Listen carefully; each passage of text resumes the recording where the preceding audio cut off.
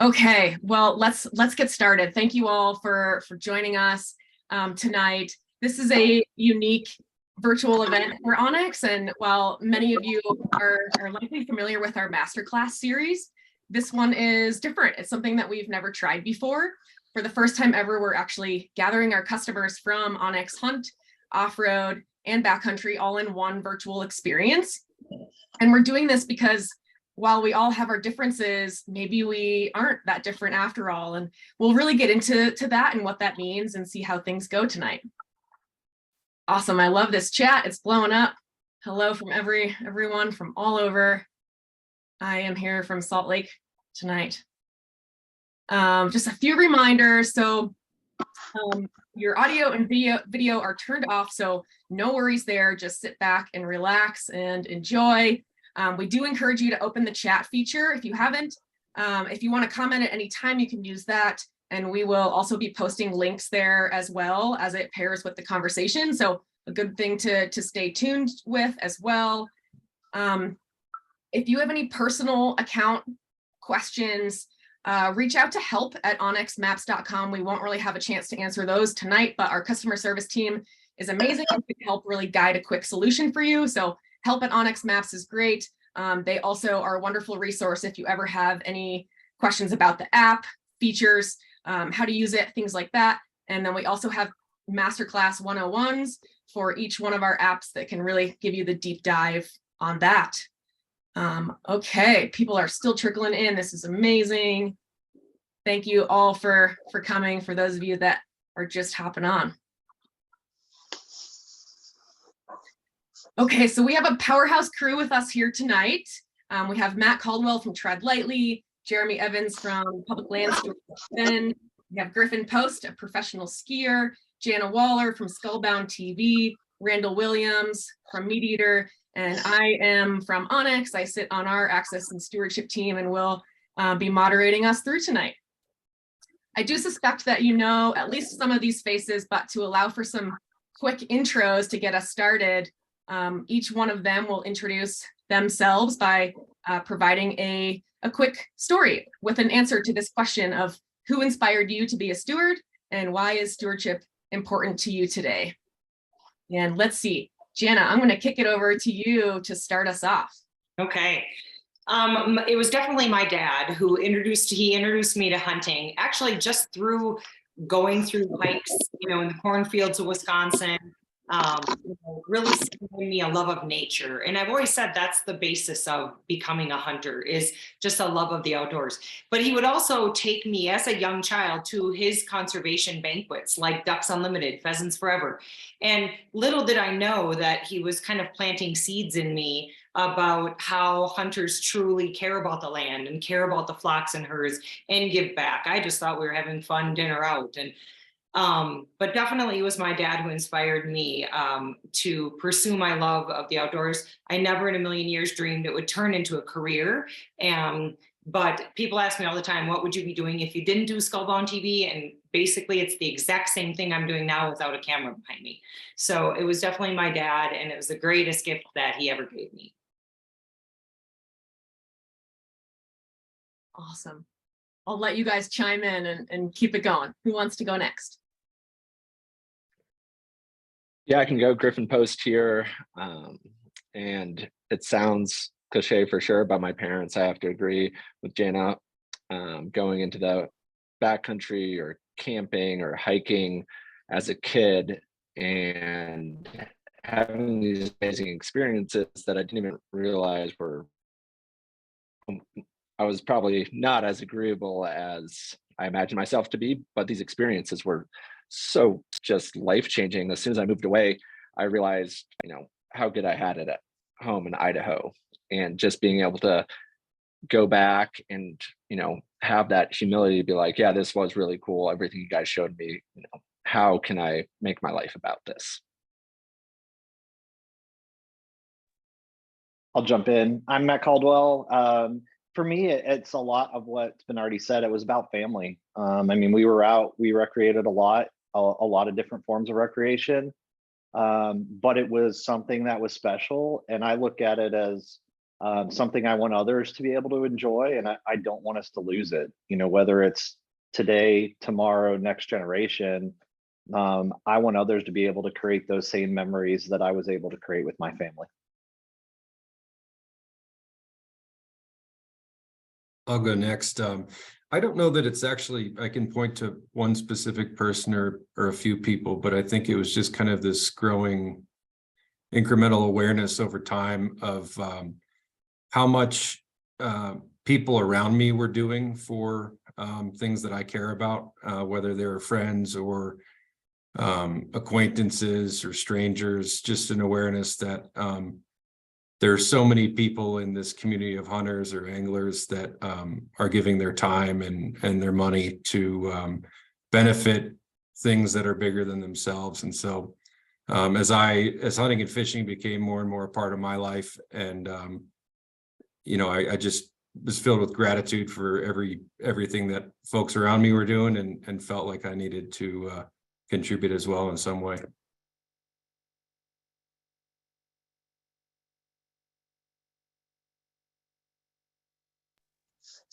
Jump in. The hold on, camera's acting up.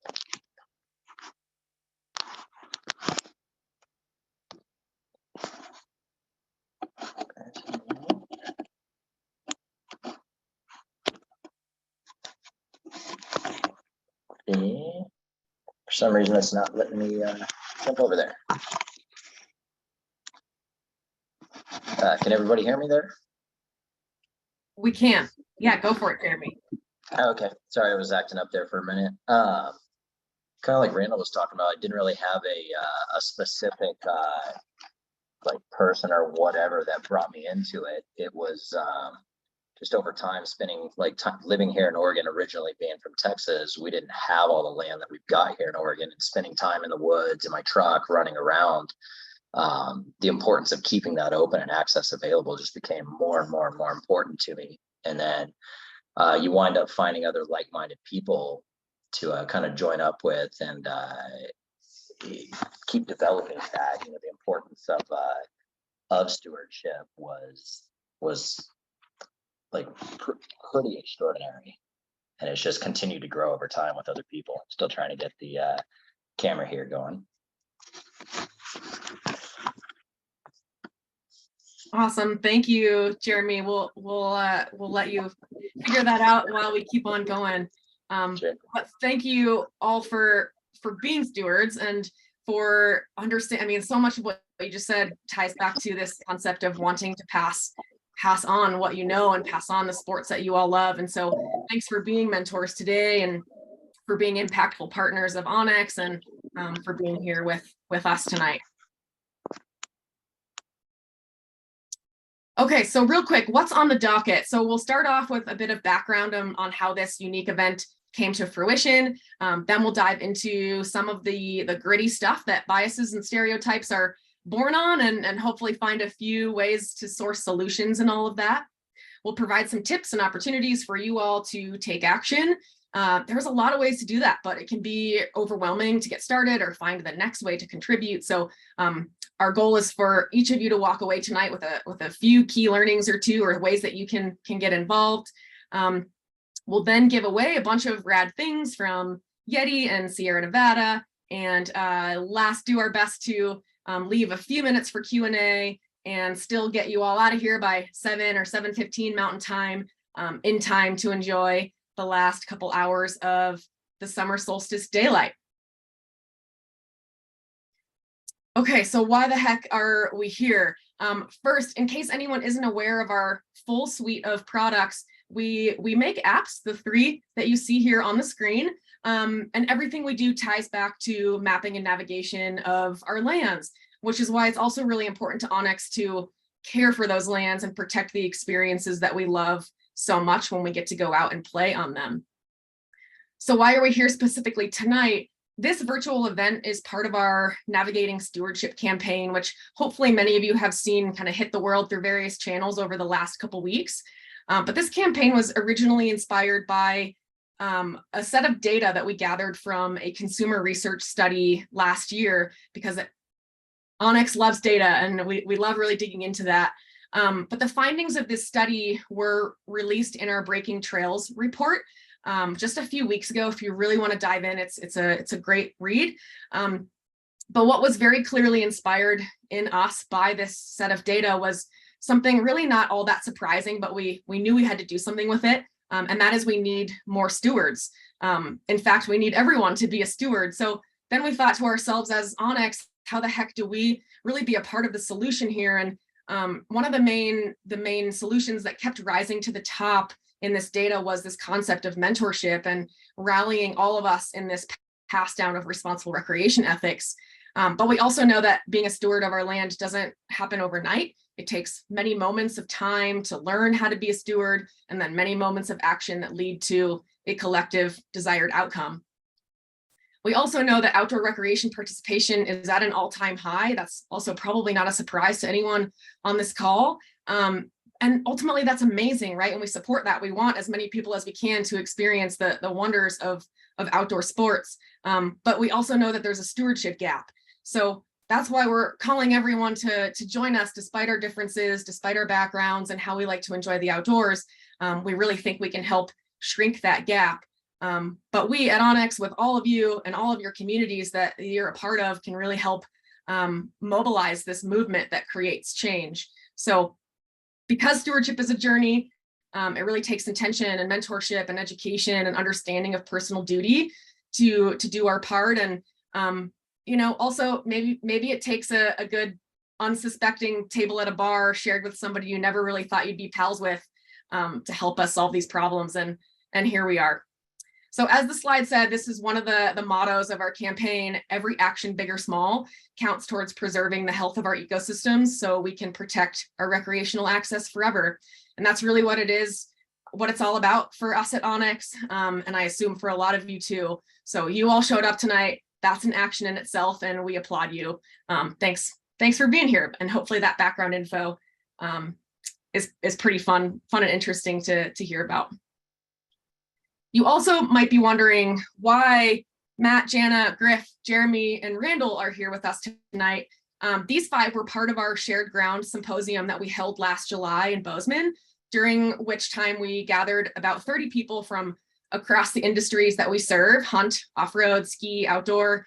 And we had partners, athletes, experts, writers, and nonprofits all represented there as we held these really powerful workshops and panels and discussions to crack open the uncomfortable and challenging issues of today's outdoor rec world. And then we kind of hoped on a prayer that we could find some common ground in all of that. I'm guessing that each of you in attendance tonight probably identifies as either a hiker, a hunter, a skier, an overlander, and so on. And I'm guessing you probably look at some of the other types of adventurers and think, skiers are this type, or off-roaders are like that. And maybe it's true, and maybe it's not, but it's hard to deny the presence of the tension between us sometimes. So to be honest, planning this symposium that we held last year was a bit risky for us. We thought to ourselves, like, what if people don't get along? What if conversation isn't productive, or worse yet, unkind or aggressive? What if we spiral into the dark depths of America's most polarizing topics of today, But with risk often comes reward, and it was actually an incredibly beautiful experience in a stunning venue like you see here on the screen, as we all came together with so much compassion and a blend of perspectives. So a lot of what we talked about in this beautiful farmhouse room then will help guide our conversations tonight.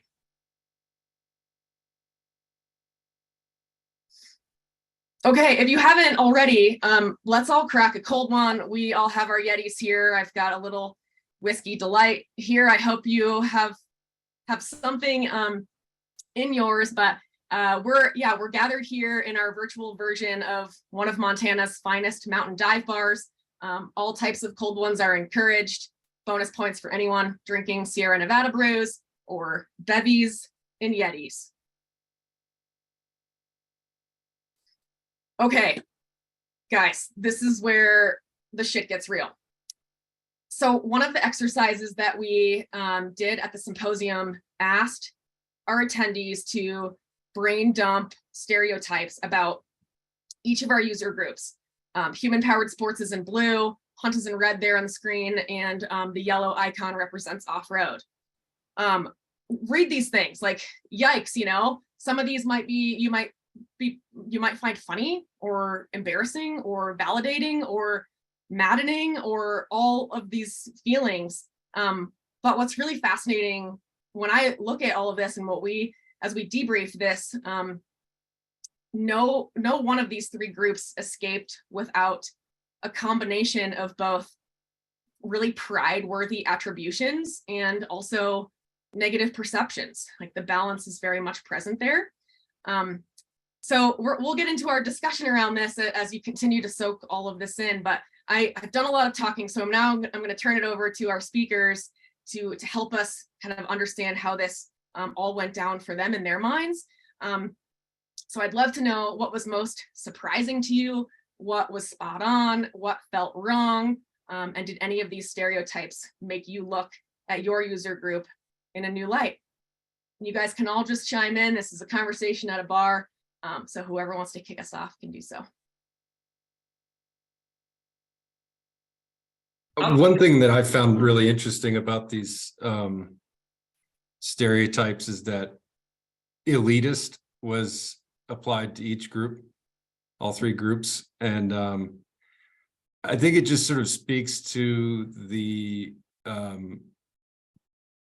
you know, like the assumption that others are looking down on you, right? Like that there's an ingrained competition or hostility there. And it's not surprising, I guess, you know, even within hunting, there are stereotypes among different types of hunters, like archery hunters versus rifle hunters, folks who use ATVs and folks who hike in and backpack. But, you know, at the end of the day, I think it's sort of hard to take stereotypes like these seriously, you know, but it's a useful reminder of, you know, the ways in which we might be sort of subconsciously othering different groups and preventing constructive dialogue from taking place. I'll chime in for just a sec. It's funny, after the symposium, to me, it was such a reflection of the world we live in right now. And what I mean by that is, you know, we live in everyone's on the internet, right? And they're oftentimes just spouting off on the internet. You know, and of course I was there representing the hunters, and we get a lot of negative comments and such, but in general, people tend to be real loudmouthed behind their computers and, you know, tend to be real critical and opinionated and everything when they're not standing there in front of people. And it's funny, the symposium to me was such a wonderful reminder that there are all these other subgroups of people that I literally know nothing about. And I've been in the backcountry, deep in, 6 miles in, just a couple of years ago on a muzzleloader muley hunt. And these guys on dirt bikes come riding through. And I literally remember being like, oh, why are they in here? They're going to screw up my hunt. And it's funny, in the symposium, I met so many great people, whether they were off-roaders or dirt bikers or skiers and everybody. And when you really get to know people and know what their passions are about and understand them and realize, like, we're all out there just trying to enjoy what we love, we are so much stronger together. And that is what I walked away from the symposium with, is that really getting to know people from subcultures I know nothing about, and to realize they're just as passionate about theirs as I am about mine. And I really do think together, working together, we're so much stronger to just simply protect the public lands. That was exactly it, Jana. Like, jumping in with coming from the off-road world, you know, it was interesting, not unfamiliar with all of the negative stereotypes that are applied to those of us in the you know, the motorized community. But we have the same interests, the same goals, the same, maybe we're exploring in a little different way. But we're all so much more alike than we are different, that it's interesting to see how quickly we kind of develop our own little cliques and our own little ideas of what is right or wrong or otherwise. It was amazing for me to sit in that symposium with people from such different walks of life, people that I wouldn't normally run into. and be able to find such commonalities, and also to kind of get to share a lot of what we do in the motorized community that gives back to the land, it gives back to our world, is it's very unknown typically. Like we don't get a lot of recognition for it. It's not for some reason it's just not broadcast. It's either not popular or it doesn't, continue a stereotype that is kind of popular. If you can point fingers at someone, it's a lot easier to look the other way when we make our own mistakes, when you can point at a big loud whatever. And then when you step in and you really get to know the people, you find that we're all human. The problems we're facing are human problems, and it's going to take human solutions. So we've really got to work together on these things. I'm going to tag on to what Jeremy said, because the off-road piece or the motorized recreation piece, that was the last of the three, and Jeremy and I mentioned to each other, like, this is going to be pretty brutal. We kind of knew where it was going to head. I particularly like the coal roller one that showed up on the motorized recreation one. But I think for me, after we got through this, one of the biggest like aha moments was, and Becky and I talked about it afterwards, every person, and no matter which one of these groups that you fall in, or in some cases you might fall in all of them, we all want adventure. We just choose to adventure in a different way. But the reality is we all want to make sure that we can continue adventuring. That's what stewardship's all about. It's making sure that we've chose whatever this piece of adventure is for us, and how do we keep doing it. So I think one of the biggest things that we came out of those 2 days of being together is we really aren't as different as everybody might think we are when you first look at these slides. Yeah, I'd definitely add on to that as well, and to that point on one-on-one, or like meeting people and understanding them. Those conversations can happen every day at the trailhead, and it's a pretty small gesture. And just, especially at the end of the day, like whichever group you're in, you talk to somebody at the end of their day, and that emotion is very similar across the board. Yeah, maybe they had a different adventure when they took off, but that feeling, I'd say, is, universal, regardless of which activity you choose. And just by talking to them and like sharing that enthusiasm, I think you can gain a lot of insight into, who different people are, how we're all in this together, and the strength of our united communities.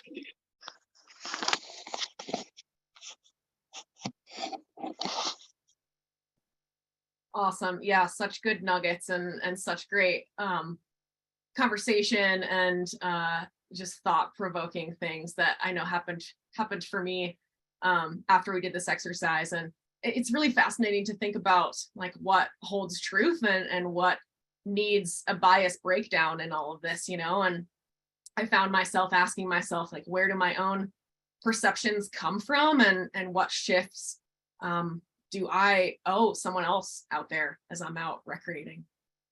So good stuff. Thanks for being a part of that. Okay, I'm gonna stop sharing my screen for a quick bit here so that we can all see each other and a little bit bigger on the screen.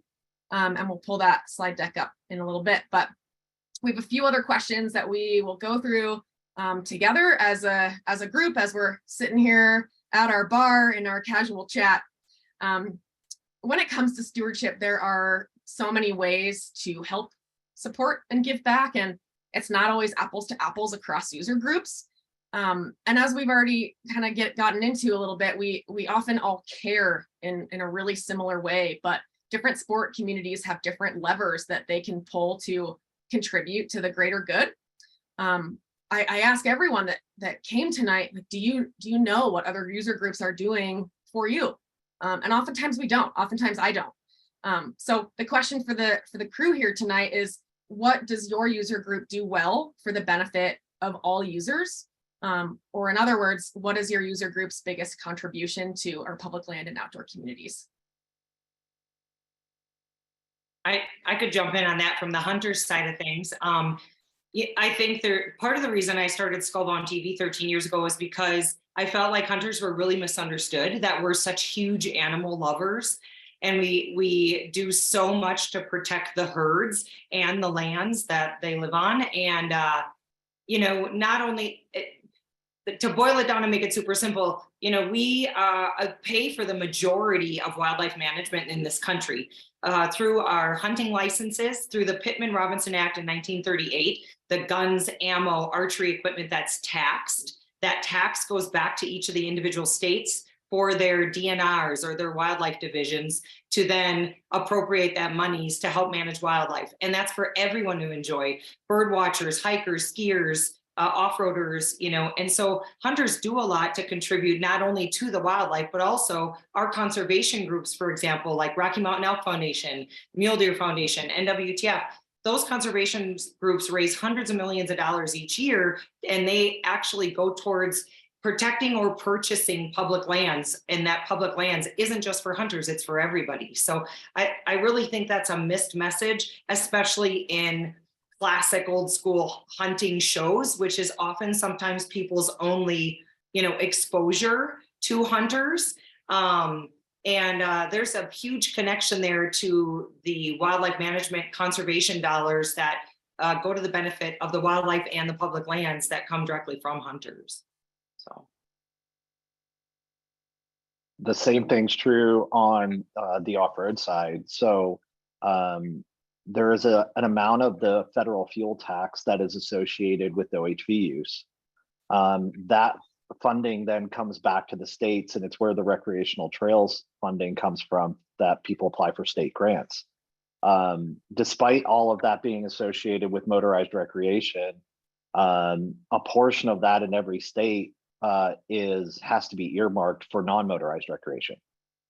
So there's a case where fuel purchases that are going, to off-road use are actually helping, non-motorized recreation from a dollar standpoint. The other thing I would say for our group, I'll use a specific example. We did a project in April at Moab where we needed to build some buck and rail fence on a trail in Moab to keep the trail open, but to protect a bunch of dinosaur tracks that exist in that trail. We hauled over 200 10-foot round posts, 2.5 miles up a trail. Like, think about trying to do that without motorized vehicles that are capable of doing it. That's a project that would have probably never happened, if it wasn't for that. So the number of times we're getting to places that need to be stewarded appropriately, that can't be accessed quite as easily with the equipment, that's an area where our community really gives back. That's on with that, Matt. That's something like we're doing a lot of public land cleanups here in Central Oregon, and a lot of the areas that we're cleaning up don't have anything to do with like our form of recreation. We're just cleaning it up because it needs to be done, and we have the tools that are needed. It's our volunteers come from all different walks of life. Sometimes we're cleaning up mountain bike trail areas. Sometimes just cleaning up, like, public land is being abused by a broad spectrum of users, and a lot of times we just have the right equipment to get what needs to be done. You watch a project or something else that might take someone 2 or 3 years to get done with human power, and we can get it done in a weekend. It's something we're seeing over and over again. We just had another couple of cleanups in the last couple of months. Last year we cleaned up 316,000 pounds of trash, and we're already in just a couple of cleanups. Just 2 cleanups in, we're at 290,000 pounds of trash out already, just because we're motorized, and we have very unusual equipment that can get some very unique places without a negative impact. That's what people miss sometimes, is because of the type of equipment we use. We're not driving a Forest Service pickup in on skinny little tires and digging ruts and tearing things up. We're taking in 6x6 wreckers with central tire inflation systems down that almost don't even leave tracks after we've gone through.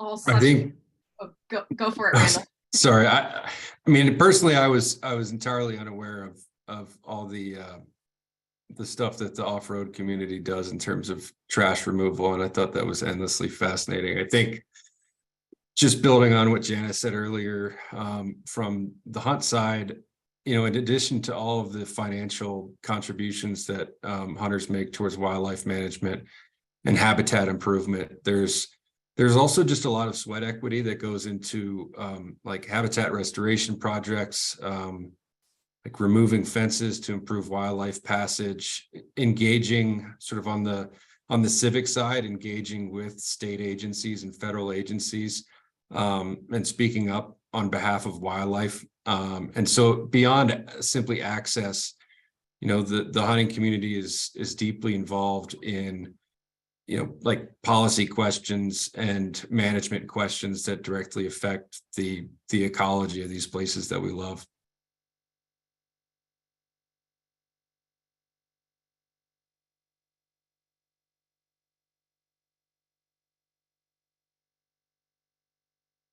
Yeah, I also was fascinated to learn about all of the nuanced contributions from each user group, because it's all so it's so like institutional in those sports, but I wasn't necessarily a part of those sports my whole life. So yeah, it's such incredible learnings and contributions from all types out there. Griffin, do you want to add anything, or should we go on? I think, you know, more than anything, I want to applaud the, you know, other user groups on this call and all that I learned at the symposium last year, and just the continuous contribution that, you know, hunters and off-roaders make to all of our enjoyment. You know, I was trying to think of this, you know, pocket statistic or fact that I could share, but in reality, I could be entirely making an oversight here. But these two other user groups, I think, set a good example for the backcountry user group. Yeah, and human powered sports also are strong contributors in a lot of ways, right? They all oftentimes just kind of travel and tread lightly to begin with. But yeah, it's really important for everyone to understand how actually behind the scenes we're all working together to preserve these lands. So yeah, really, really good stuff to think about and celebrate and learn more about over time. Absolutely. And I'll jump in for a second. It's amazing how inspiring it's been, like watching Jeremy and his crew from Oregon. I watched one of their videos of all their big equipment and their trailers loading all this metal garbage away and everything. And I thought to myself, you know, why can't I just go do that so there's a place we love to go shoot. This is before I moved, but in Montana, that everybody loves to go shoot pistols. It's not long range. It's like almost all pistol shooting. And it's just a mess, from people leaving what they're shooting at, bottles and tires and shell casings everywhere, and shotgun shells everywhere.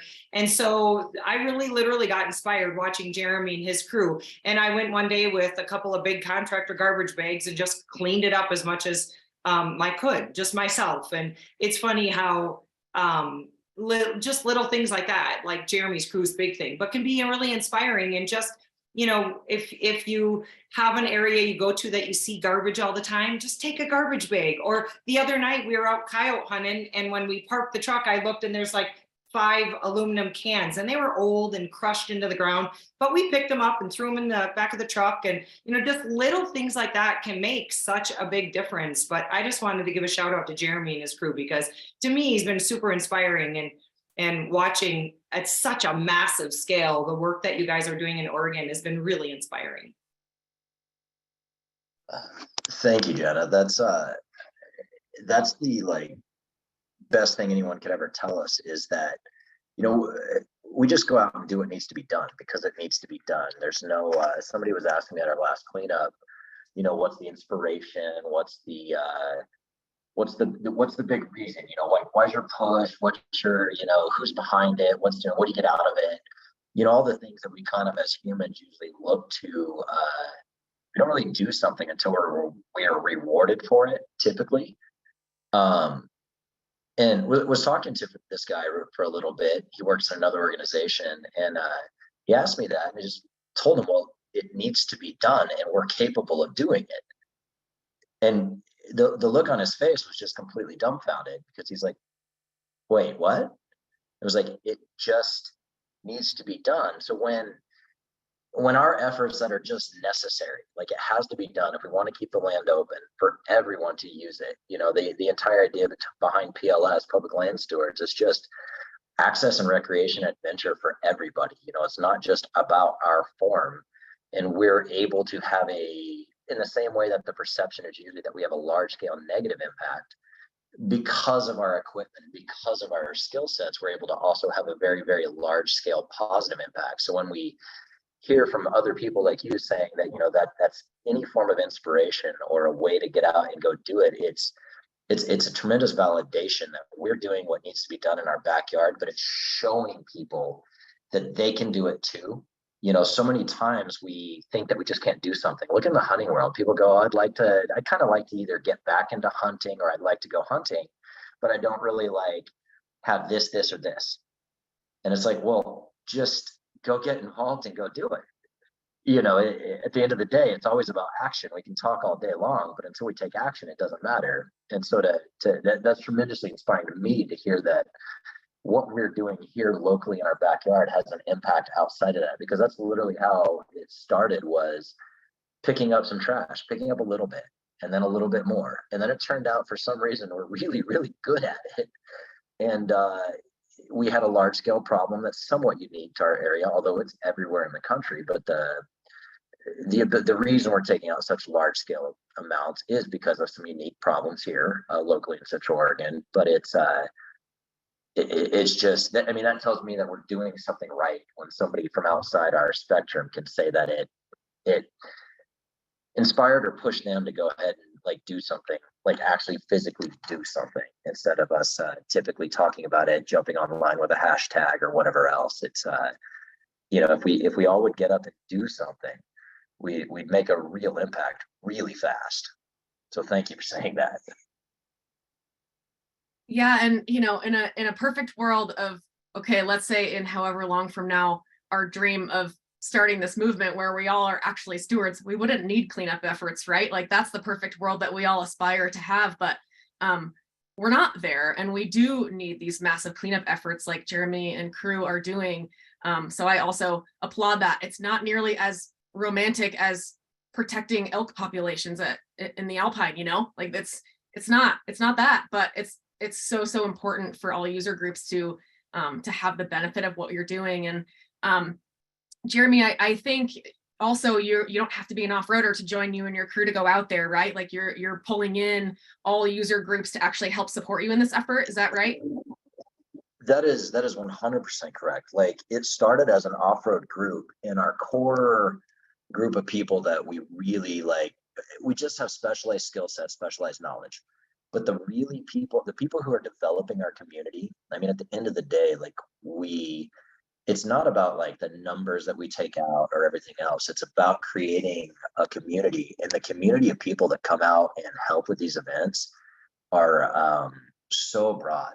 I mean, Bend is a mecca for outdoor recreation. So we have off-road enthusiasts, we have 80-year-old couples in their Sprinter van who just like to go out in the woods and enjoy it. We have young parents bringing their kids out to teach them the value of being able to go out and hike and bike and hunt and explore. It's just, Matt said something recently about like just the idea that adventure is for everybody. And that's 100% about what this is. We're able to orchestrate and manage and like organize these events kind of because we are motorized. But the people who are really genuinely making the biggest difference are just that. They're just people. It's people who come and get involved from whatever background they are. They get involved. They make new friends. Every time we have an event, people find a new friend from outside their, normal group. And you'll watch them just talking and picking up trash and chattering and having a good time, exchanging phone numbers by the time they're done. Just creating new relationships like that. That community is everything. And it's the more we can do to remove like that silo driven nature of each of our activities, the faster we'll make a true impact across the nation. Like getting out of our own little cliques and our own little environments, and all the people we're, you know, they're our people, as we like to say. That's great, but we really need to make everyone our people. Even if we don't have to agree with them, we don't have to enjoy their activities, but we all need to share the land, and we all need to share the responsibility for the land, which is something I think we get lost on sometimes, like saying it's this or that person's responsibility. You know, people ask us about picking up trash with, you know, well, it's not you didn't do it. Why are you picking it up? And it's like, well, we're all part of the community, and we're all trying to like give back. So maybe we didn't cause the problem, but again, we can help solve it. And it's not just an off-road centric thing. It's every single user group is involved, and most of us are from 2 or 3 or 4 or 20 different types of user groups. You know, it's not just like the only thing I ever do is think about my truck or drive my truck or build my truck or whatever else. We hike, we bike, we camp, we, you know, hunt, all the different things. So it's been amazing to watch all the different user groups come together through an event like this.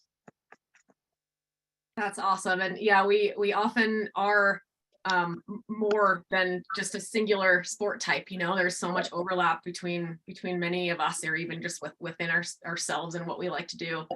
And also it's reminding me of just how connected all of these efforts are, right? I think about the snow community, Griffin, and how much avalanche centers and forecasting and snow scientists and snow safety,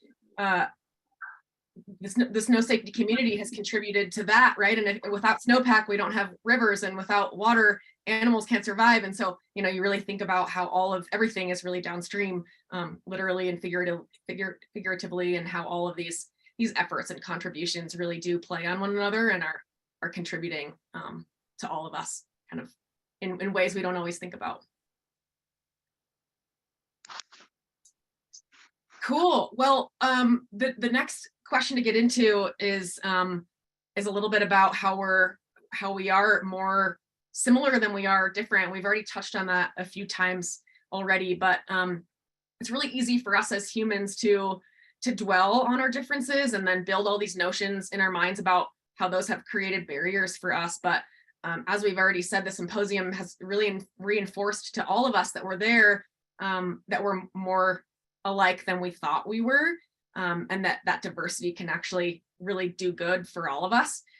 So this is kind of a vague, open-ended question, but is there any other nuggets that any of you want to share from learnings from the symposium about how we're all more similar than we are different?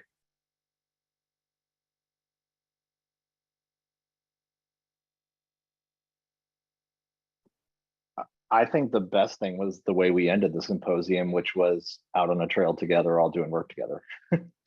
In an area that some of us were from, but a lot of us weren't even from there. But I love the phrase Jeremy just used, and we use it all the time. It's like, that's part of giving back.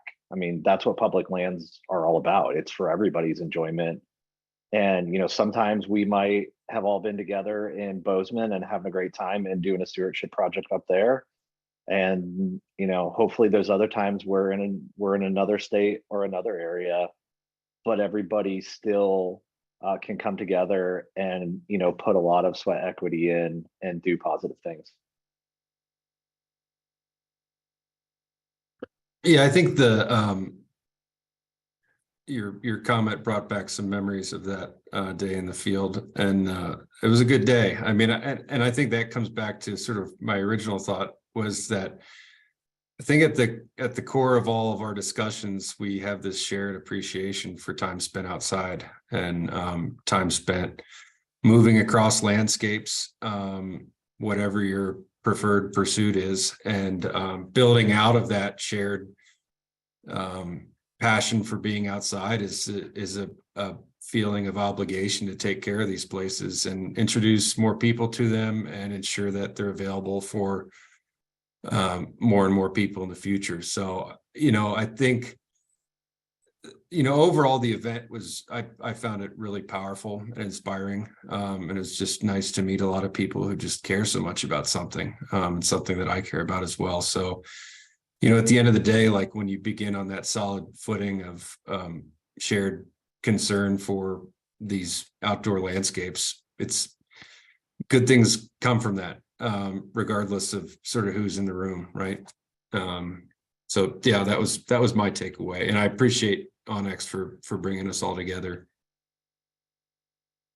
I have another takeaway too, is that I just love anyone who's got a passion for things. I'm so passionate about hunting and fishing in the outdoors, but like, I have to admit, I run into people all the time, like whether I'm sitting next to them at the airport or something, who they weren't brought up so in a hunting family, so they have no idea why I would love to hunt or why. And so I'm reminded of that in situations like this. But like from the symposium takeaway, another thing that just, I'm looking at Griffin's face. I didn't grow up skiing and I know nothing about skiing. And after the symposium, I started following Griffin, and I'm like, my jaw hits the floor watching him ski these mountains that like don't even look humanly possible. And like, to me now, I kind of follow a bunch of different skiers just to watch their videos because it's amazing to me. And I think it's just that connection of like, I am never getting on a pair of skis and going in the mountains, but I admire that. And I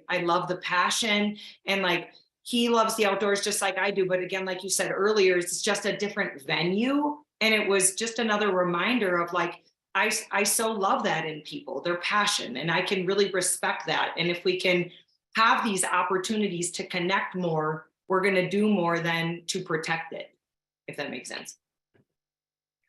Yeah, absolutely. And just to riff on that a little bit more, that first step to like having that perspective is that starting that dialogue. It's saying hi, it's, approaching whichever conversation you're having with an open mind. And if you welcome people into your world like that, they'll probably welcome you into theirs, and you start understanding people way better. And to your point, like even if you're never going to do what that person does, you can still appreciate like what they get out of that and how that fulfills them, because you have something in your life that fulfills you the same way.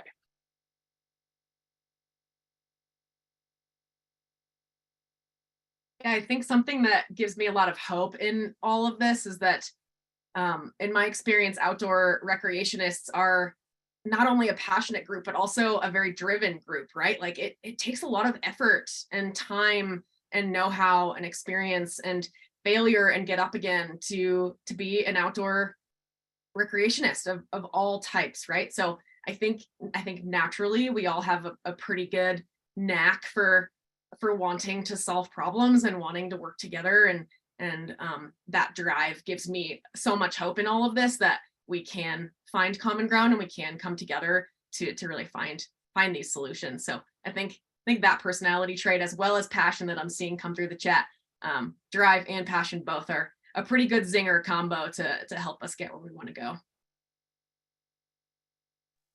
Something Griff just said there really struck me with the it's something more on a philosophical side, but humans are looking for purpose. It's one of the biggest problems in our society is people without purpose. And what you just said, Griff, about fulfillment, we're finding actual fulfillment and actual purpose in the activities and the thing we do. Reconnecting with nature on any format really ground you.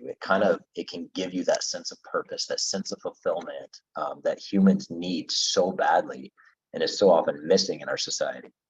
So it's that each of us is finding that fulfillment in the activity that we pursue. That was something that sitting in that symposium and listening to all the different people from so many different activities that I've never, guys that have climbed to Everest multiple times, things that, they find their purpose in the outdoors. And I think that's something most of us do as well, and it's something society is desperate for.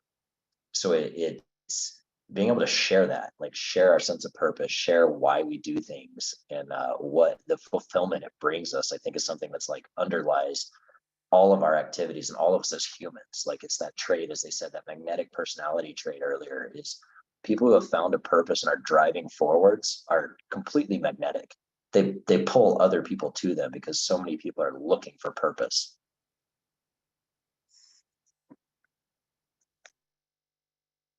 Yeah, so true. Awesome. Any other comments on that one, or we can start to dive into some solutions and ways that we can get involved? Cool.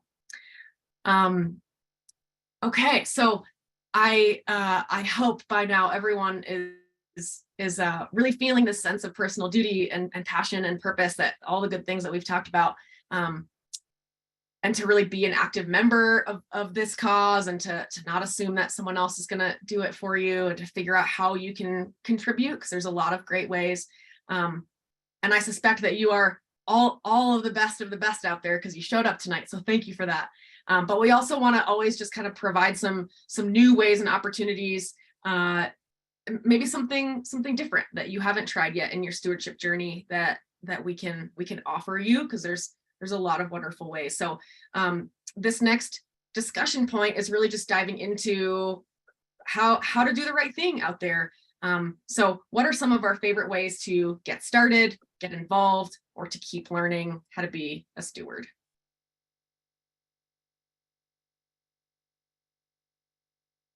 I think an easy way, and I noticed a question in the comments, the hunting community is focused on the 3 R's. What do you see as pathways to include stewardship into the 3R initiative?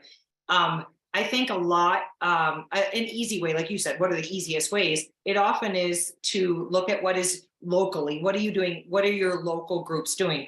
I belong to 7 different conservation groups. And I just moved last week, so I'm going to have to find the new local chapters to go to. But I think local chapters, whether it's Rocky Mountain Elk Foundation, Mule Deer Foundation, Sportsman Fish and Wildlife, BHA, whatever you're into, they all do wonderful things.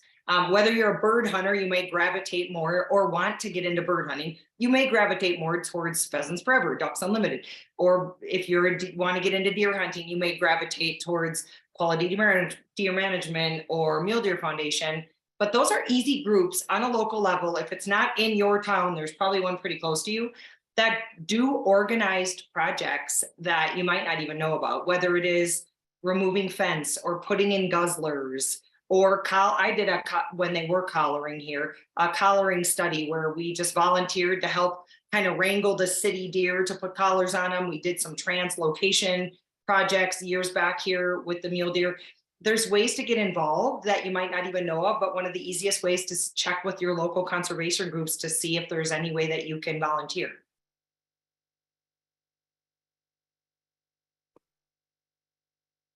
Yeah, and from the tread lightly side of things, our stewardship efforts is really something that we've ramped up in the last 2.5 years.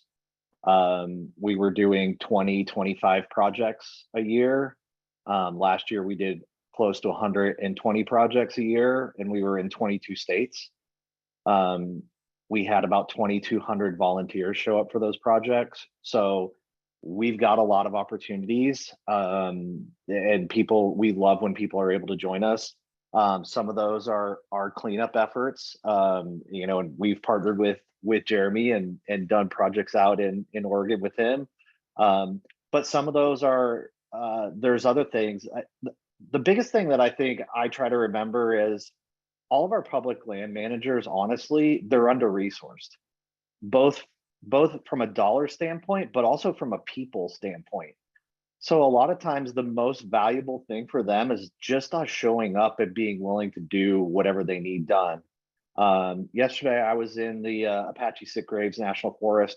We installed 2 kiosks, and the Forest Service people that were there, like, you would have thought you gave them like a pot of gold. They were really happy with it. Fencing projects, like Jana just mentioned, all of those opportunities are out there. And I think a lot of times it's awkward, and that's why you can use us as a resource. We pick up the phone and we'll call a ranger station and be like, what do you need done? And a lot of times, we get answers pretty quick and we can make things happen. So, find those groups, find the groups. You've got multiple groups on this call right now that are making those things happen in places, and get involved with them and figure out how you can become part of it. And I also think too, sort of following along this line of thinking, there are a lot of groups out there that aren't sort of discipline or activity specific. So you might think about the places you like to enjoy. There are friends groups for different, national forests, parks, areas within like all the different types of public lands that do projects and interface with the land managers, because as Pat said, they are, woefully understaffed and underfunded. But also like local land trusts and groups that are, when we went out and did our trail day, we were working with the Gallatin Valley Land Trust. There's all sorts of groups on the local level. It doesn't have to be like a big shiny brand name. It could be a local group that's doing a lot of work on a small piece of woods by your house. And beyond that, I think, beyond just the sort of boots on the ground, spending a Saturday or Sunday, making the world a better place.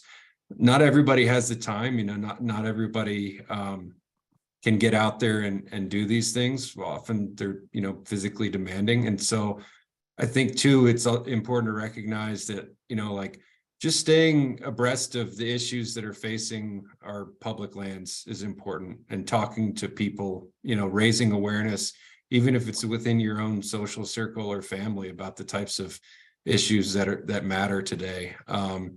You can then take action and, write an editorial or an op-ed, or, lots of groups have ways that you can sign form letters to decision makers, whether they're lawmakers or, agency folks. But there's so many ways that you can tip the scales towards positive change when we're talking about these places. And so I think like just keeping an open mind to whatever, suits your skill set and your capacity to contribute. Like it all counts. It's all valuable.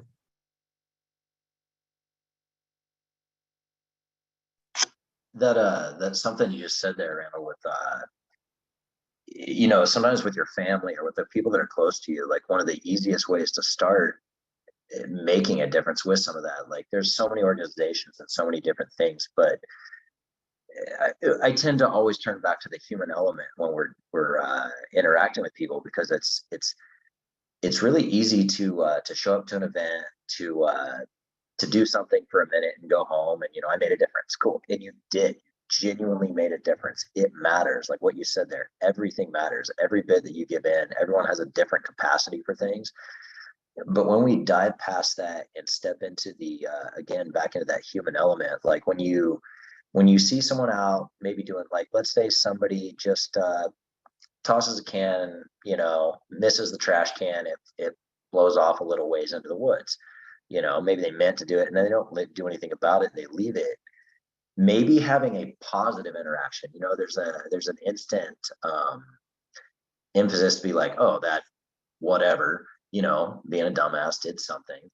But going out being like, hey man, like, this is why we don't, I don't do that. Or, when you apply the human element to getting involved in things, like talking to people about why you do or don't do things, that can be as simple as like a lot of the trash we were cleaning up early on was old bin shooting trash.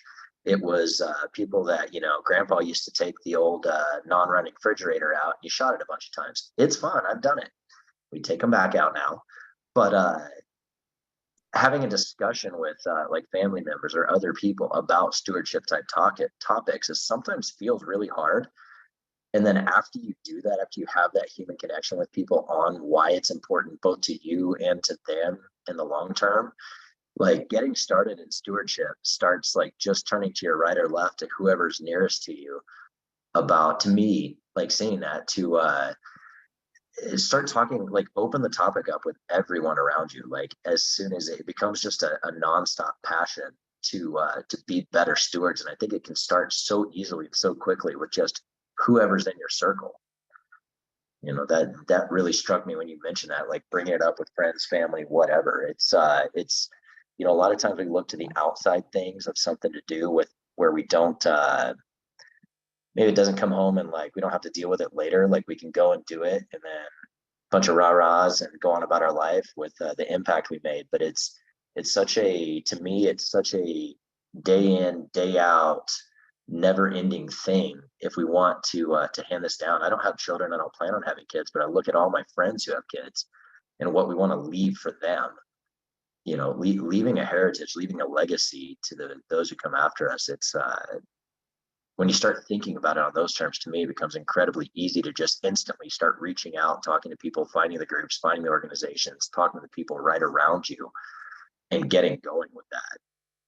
It's there are so many ways. All we have to do is desire to make a difference, and the routes are already there.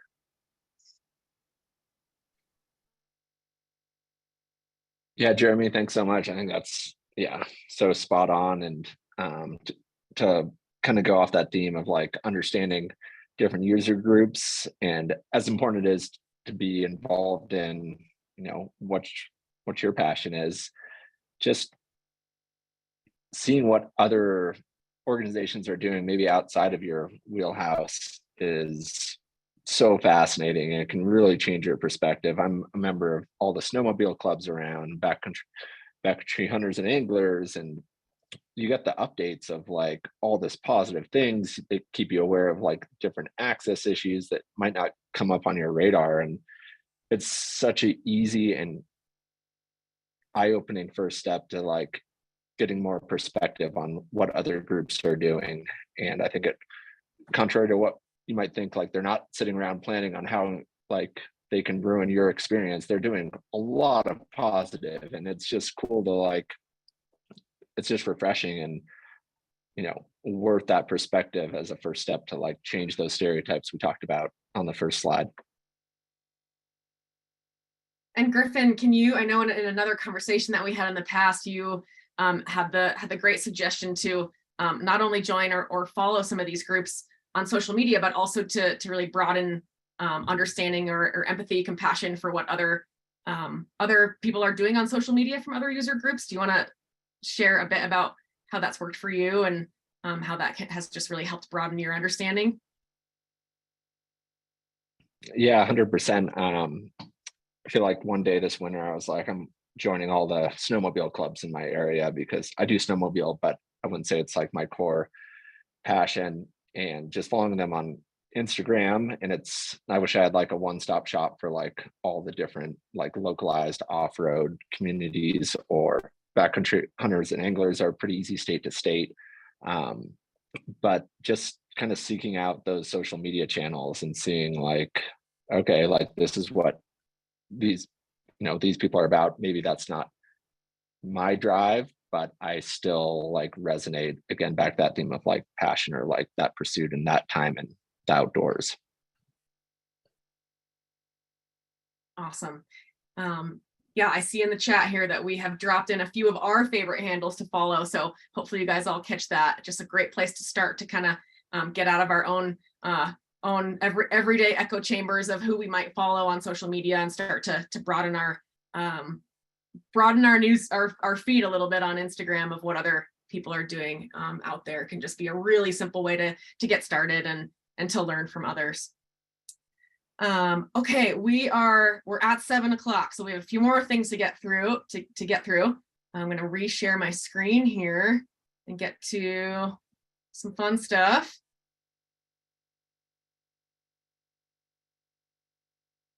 Okay, hopefully you guys can all see this giveaway slide right here. This is the moment you have all been waiting for. We have 50 Yeti Colsters to give away. That is a lot. And then one grand prize winner will win all of this great bundle of Yeti gear that's up on the screen. No purchase is necessary to enter. However, you must have an onX account to win. If you need to get signed up, just click the giveaway link that will be dropped into the chat right now and go all the way to the bottom, choose which app you want to get signed up for, and then click through to join. A basic membership is free. Also, if you're ready to join at premium or elite, that's wonderful. But basic will do just fine for this giveaway. So make sure that you click that link in the chat and throw your name in the hat for all this great Yeti stuff.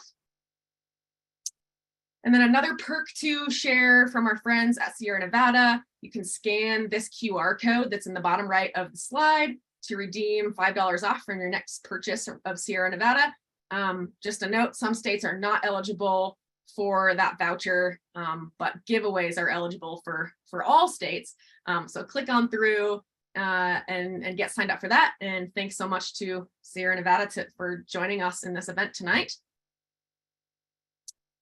And okay, Q&A, we're gonna do maybe just one question so that we can get you guys out of here in a timely fashion. But many of you submitted incredible questions at when you registered for this. And one of them really stood out to me as a super fascinating one. This came in from Carrie Z. And the question is, how do you handle it when people assume sustainability or conservation or stewardship are just buzzwords?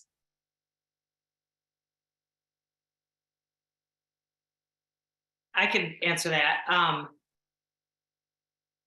I think how I would handle it is to open the dialogue, kind of like we were just talking about earlier. You get a lot of keyboard warriors online who will spout off things.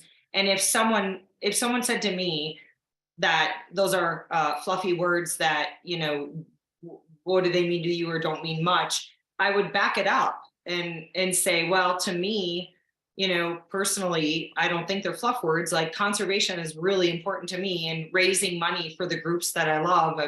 I'm I think $3,000 shy of raising $100,000 from just my artwork since I started over 20 years ago, donating artwork to my causes. And so how I would handle that personally is, walk the walk, talk the talk, and back it up. If someone's going to tell me that I'm just using those words as fluff words, I'm going to back it up and stand tall. I think we hunters and off-roaders and, skier, everybody has to stand tall for what we believe in. And, like Rocky Mountain Elk Foundation has an awesome 25 reasons hunting is conservation. And it is boom, boom, boom, super. I send that website to people all the time because it's a great knowledge, one-liners that you can just say, well, because of hunters, because of conservation, there's more deer because of XYZ. So that's a great resource, but I say just open up that dialogue is what I would do. Unless they name call, then I just block.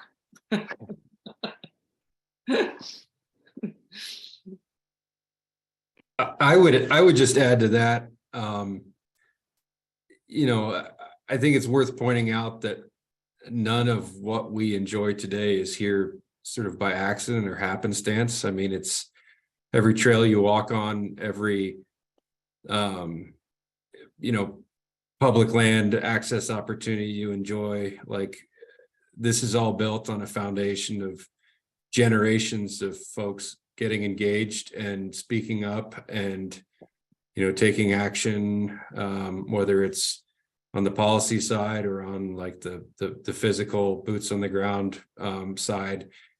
So it's really hard for me to I think with that in mind, it's really hard to see these words as fluffy or sort of non-substantive, because we have so many opportunities today that mean so much to so many, and it's all the product of this type of work and engagement. For us, go ahead. We actually start a lot of conversations with our industry partner with, do you have a sustainability program, and are you looking for a way to bring it to life? Because even from a corporate standpoint, like, everybody knows they're supposed to have one, but not everybody knows like what to do with it. Last Friday I was in Kentucky with 25 individuals from one of our industry partners. They got out of the office for a day and we were at Land Between the Lakes and doing a really great stewardship project. And it gave them a very different perspective of like, okay, this is what sustainability looks like. This is bringing it to life. This is now it's real. And the question that I got at the end of the day was, when can we do this again? And that's the question we want, no matter what the project is, as long as we're giving back, we want people to be willing to repeat that work going forward. That's yeah, when we occasionally, have people kind of that the whole idea that that it's a buzzword or fluff or whatever, you're just using that to act like you're doing something. Again, that opening the dialogue, I just asked them, hey, would you want to come out and hang out with us while we do what it is that we call stewardship? And after a few minutes of talking to people, when they find out, when we start talking and don't say, well, we went out and we picked up 12 black plastic trash bags. When I say that, April, I forget what it was, middle of April, had to clean up, and I took a crew of 13 people out. We picked up 37 vehicles out of the woods, abandoned RVs, boats, cars, trucks, you name it. We took out 37 vehicles out of the woods that are fire hazards, chemical hazards, they shouldn't be there. Like an abandoned vehicle being stripped, shot, burned, torn apart shouldn't ever be sitting in the woods. To get them out of that, we took a entirely volunteer funded and operated group. None of us get paid for anything we do. It's 100% just our time, local businesses pitching in, grant programs, Tread Lightly has donated. Like it's, you ask them, well, would you like to come out and give it a whirl and see how fluffy or insubstantial you feel it is when you watch a crew of guys who are very good at what they do. 13 of us in 7.5 hours removed 37 vehicles. And we're not talking about cars sitting in a parking lot that we just moved. Like we've covered probably 100 square miles total of like land, that we had to go get them out of, move them around. And it's like, well, we're physically doing it. And if you want to come look, we'd love to have you involved. And it really, we've had a few people take us up on offers of like coming out to cleanups, things like that. And the second they physically see somebody doing something, it's a complete shift in how they perceive those like buzzwords and whatever else of that. It's a great question because so many people, hashtag this, post something to their story, whatever. And it really does kind of become fluff in the long run when there's no action substantiating it. So it's a great question, but it's, for us, I usually just ask them to please come hang out. We'll show them what we're talking about.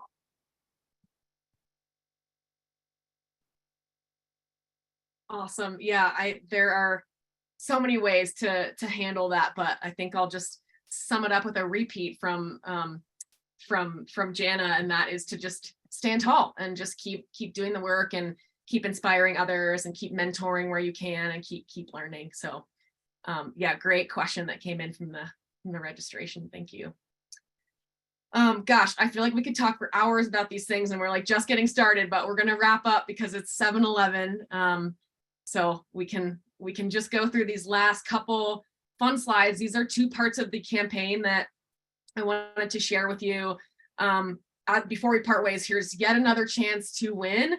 We are hosting a social media contest that asks you all to share with us who inspired you to be a steward. Just like we asked this crew in the beginning of this chat. Simply use the hashtag #PassItOnX to submit. If your Instagram account is private, we won't be able to see it. So you can still post and then send us your submission, or if your handle is public, that is golden. Just a little behind the scenes scoop. We don't have that many entries yet, so your chances of winning are pretty great. So get yours in. The contest ends on the 26th. And then we also have this really neat little stewardship collection of gear in our shop on onXmaps.com. Just navigate through to the shop.